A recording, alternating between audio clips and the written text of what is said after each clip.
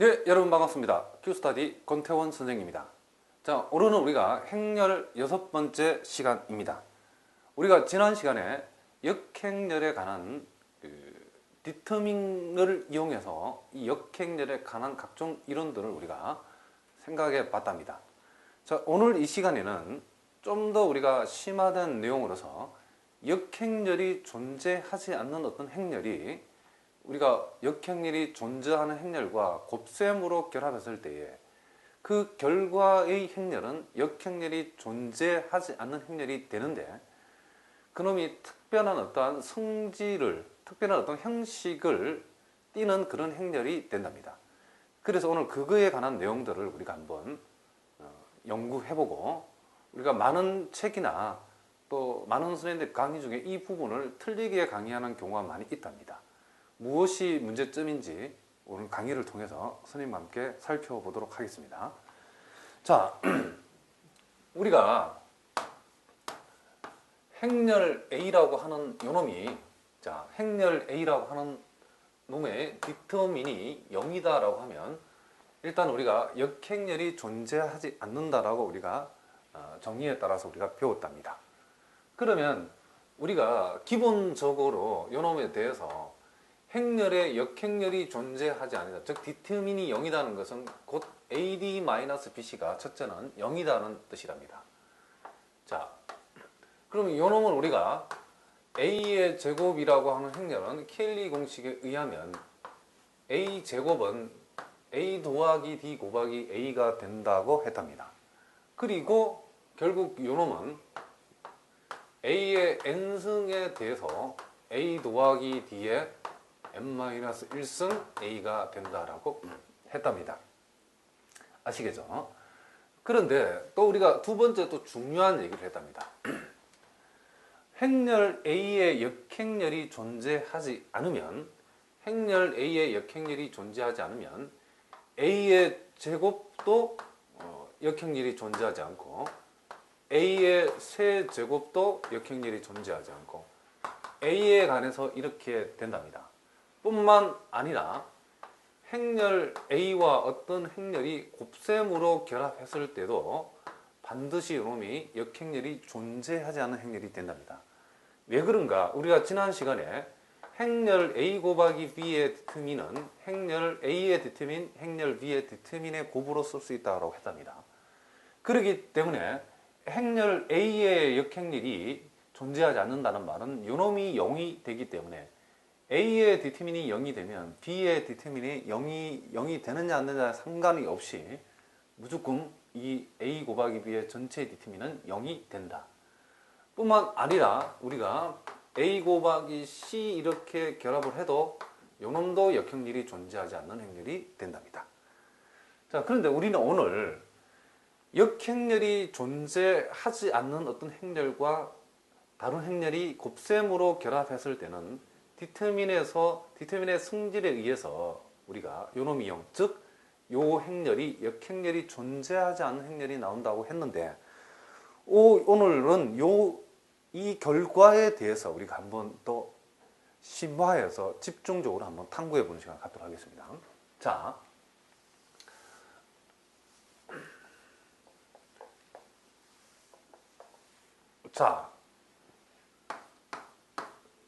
자, 보겠습니다.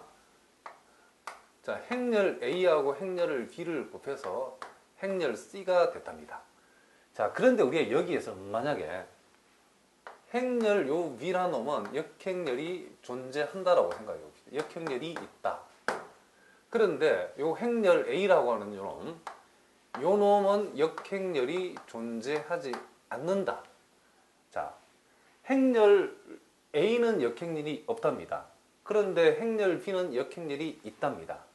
그렇게 했을 때에 행렬 C의 운명은 어떻게 될 것인가에 대해서 일단은 우리가 역행렬이 존재하는 행렬과 역행렬이 존재하지 않는 행렬과 역행렬이 존재하는 행렬을 곱했을 때에 그 결과가 역행렬은 존재하지 역행렬이 않는 행렬이 된다는 것은 우리가 앞에서 A 곱하기 B의 디터민이 뭐가 되니까? 그렇죠. 0이 되니까 당연히 C의 디터민도 뭐가 된다?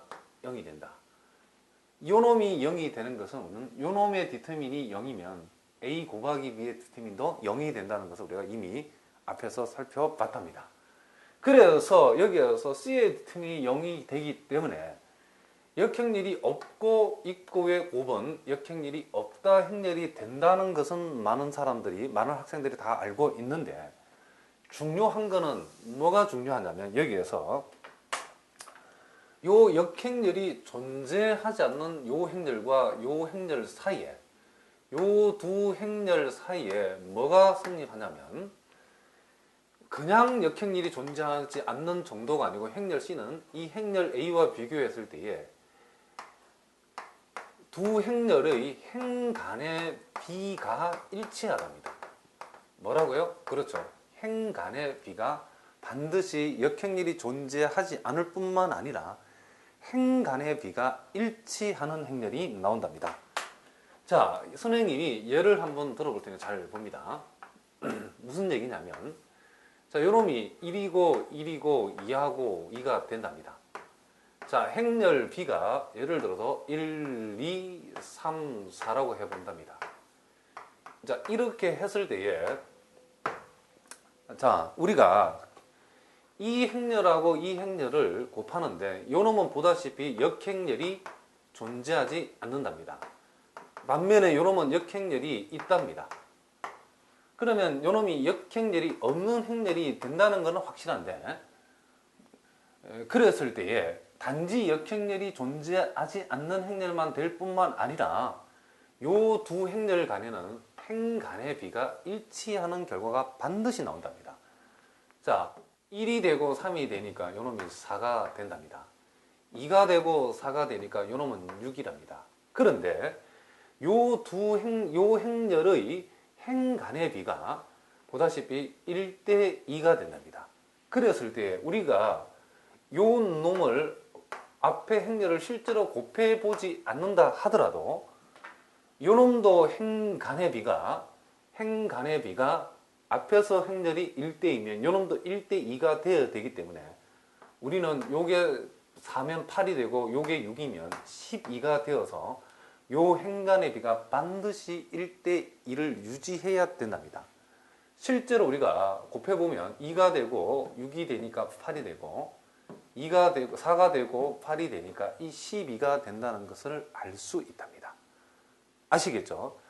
그래서 우리가 조심해야 되는 게 뭐냐면 시험에 이렇게 나온답니다.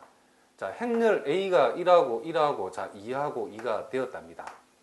그리고 여기 행렬 B를 곱했답니다. 그리고 행렬 C를 자, 이걸 정해 주는데, 자, 이렇게 한번 정해 보겠습니다. 자, 요 놈이 예를 들어서 자 4가 되고 요 놈이 자 6이 된답니다. 아시겠죠? 그런데 요 놈이 4가 되고 요 놈이 2가 된다라고 가정해 봅시다. 그러면 AD 마이너스 2가 되면 안 되겠네요. 요렇게 봅시다. 극단적으로다.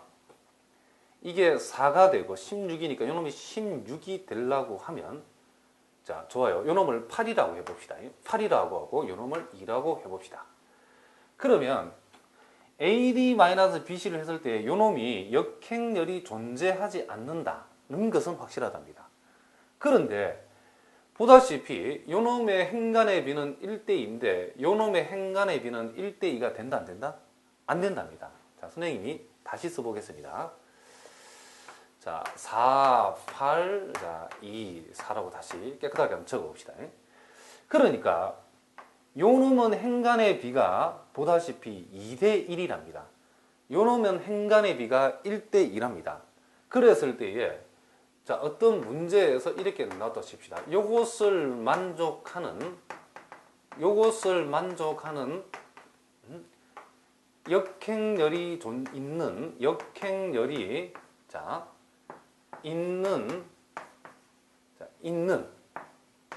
있는 행렬 B가 존재한다. 자, 다시 한번. 자, 요놈은 역행렬이 없답니다. 근데 요 놈은 역행렬이 문제에서 있다고 했답니다. 자, 역행렬이 없는 행렬하고 역행렬이 있는 행렬을 곱하게 되면 역행렬이 없는 행렬이 나온다는 것은 확실한데 그래서 역행렬이 있고 없고 역행렬이 없을 때에 이것을 만족하는 행렬 B가 존재한다라고 얘기하면 우리는 이놈을 X라고 해야 된답니다. 왜 그런가 하면 역행렬이 존재하는 행렬하고 역행렬이 존재하지 않는 행렬을 이렇게 곱했을 때는 요 역행렬이 존재하지 않는 이 두 행렬 간에 이 좌변과 우변에 있는 역행렬이 존재하지 않는 이 두 행렬 간에는 무슨 비가? 그렇죠. 행 간의 비가 일치하는 행렬만 나온답니다. 이 행렬이 아주 중요한 성질이랍니다. 그렇기 때문에 이놈이 역행렬이 존재하지 않고 요놈이 역행렬이 존재하고 요놈이 역행렬이 존재하지 않을 때에 역행렬이 존재하지 않는 두 행렬 간에는 행 간의 비가 일치해야 되기 때문에 요놈의 행 간의 비가 1대2고 요놈의 행 간의 비가 2대1이라는 행렬은 절대로 나올 수가 없답니다. 아시겠죠? 그래서 결론을 얘기해보면 역행렬이 없다, 역행렬이 있다 이랬을 때 요놈의 운명은 단지 역행렬이 없다라고만 풀면 그렇게 풀어놓은 책들이 되게 많이 있는데 그것은 무조건 수학적으로 틀린 답이랍니다. 아시겠죠? 반드시 알아둡니다. 자, 또 하나 우리가 그러면 여기에서 이제는 B하고 A하고 자리를 한번 이렇게 바꿔봅시다. 자, 역시 이 B라는 놈은 역행렬이 있답니다. 역시 A는 역행렬이 없답니다. 그러면 이 C라는 것은 당연히 역행렬이 없다가 되겠죠. 그런데 이제는 또 역행렬 없는 행렬이 이제 역행렬이 존재하는 행렬 뒤쪽으로 옮겨졌을 때는 이럴 때는 역행렬이 없는 요 두 행렬 사이에는 이제는 무슨 비가 일치하냐면 열간의 비. 자, 열간의 비가 뭐 해야 된다? 그렇죠. 일치해야 된답니다.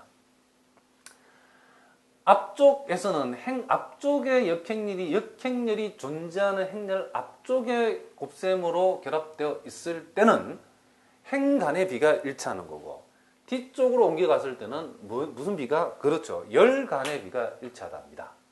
그러니까 예를 들어서 행렬 B가 1하고 2하고 자 3하고 4라고 해봅시다. 그리고 행렬 A가 1, 2, 2라고 해보자는 거죠. 자, 그랬을 때는 자, 행렬을 이렇게 곱했을 때 이렇게 곱하면 요놈이 자, 1 되고 4가 되니까 5가 된답니다. 자, 요놈을 선생님이 먼저 곱해보겠습니다. 3 되고 8 되니까 이게 얼마입니까? 그렇죠. 10이랍니다. 11이랍니다. 그런데 이 역행렬이 존재하지 않은 요 두 행렬 간에는 열간의 비가 일치해야 되는데 이 열간의 비가 1대1이랍니다. 뭐라고요? 열간의 비가 1대1이 되기 때문에 요 놈이 뭐냐라고 물어보면 우리가 앞에 곱셈을 의지하지 않더라도 1대1이 되기 위해서는 반드시 요 놈도 5가 되고 반드시 요 놈도 11이 돼야 된답니다. 실제로 요걸 곱해 보면 1 되고 4가 되니까 5가 된답니다. 또 실제로 이렇게 곱해 보면 3 되고 8 되니까 11이 된답니다. 아시겠죠? 그래서 우리가 요놈의 역행렬이 있고 요놈은 역행렬이 없으면 당연히 그 결과는 역행렬이 존재하지 않는 행렬이 나오는데 다만 역행렬이 존재하지 않는 행렬이 나온다고 기억하면 안 된답니다. 뭐라고 해야 된다고요? 역행렬이 존재하지 않은 행렬이 뒤쪽에 있을 때는 열간의 비가 일치하고 우리가 요 앞에서 살펴본 것처럼 앞쪽에 곱했을 때는 무슨 비가? 그렇죠. 행간의 비가 일치해야 된다. 이게 대단히 중요한 내용이랍니다. 아시겠죠? 자, 거기에 선생님이 이제 예를 하나 들어놨는데 자, 요 내용이 많은 책에서 틀리게 나와 있답니다. 잘 보시기 바랍니다. 1하고 2하고 자, 2하고 2에다가 행렬 A를 곱했답니다. 근데 그 결과가 X1, 2, 2X가 됐답니다. 자, 이렇게 됐을 때에 A의 역행렬이 존재할 때, A의 역행렬이 존재할 때에 X를 구해보라. 자, 이렇게 했답니다. 자, 그런데 요놈 보니까 요놈은 지금 역행렬이 없답니다. 근데 요놈은 역행렬이 있답니다. 그러면 역행렬이 없는 행렬하고 역행렬이 있는 행렬을 곱하면 당연히 그 결과는 역행렬이 없는 행렬이 나온답니다. 그런데 많은 책들에서 어떻게 오답을 적어놨냐면, 자, 이렇게 적어놨답니다. 단지 요놈이 요 우변에 있는 요 행렬이 역행렬이 없으면 될 조건을만 풀었답니다. 오른쪽에 있는 요 행렬이 AD-BC를 했을 때에 이 디터민이 0이 되면 역행렬이 존재하지 않을 조건이 된답니다. 그래서 이것을 만족하는 x를 구해봤더니 그 결과가 x 이꼴 플러스 마이너스 1이 나오는데 요 놈을 답이라고 쓰면 우리 이것은 오답이 된답니다. 근데 실제 많은 책들에서 이런 식으로 풀어서 이것을 답이라고 해놓은 책들이 많이 있답니다. 여러분 매우 조심해야 된답니다. 그 왜 그런가는 것은 우리가 역행렬이 존재하지 않는 요 두 행렬 간에는 역행렬이 존재하지 않는 행렬을 앞쪽에 곱해서면 뭐 간에? 그렇죠.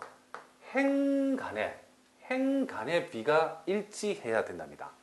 그래서 요 행렬의 행간의 비가 1대 2가 되기 때문에 요 행렬에서도 행간의 비가 1대 2가 되어야 되기 때문에 요 x는 반드시 뭐가 된다? 1만 될 수 있답니다.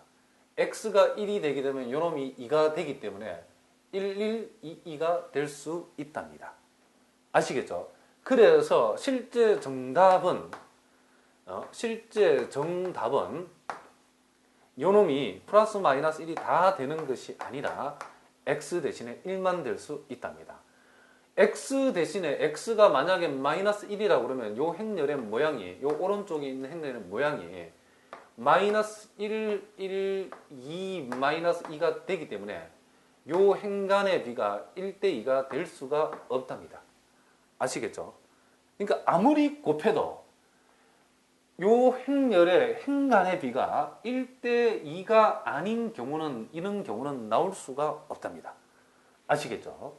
그래서 여러분 이 내용을 반드시 알아두시기 바랍니다.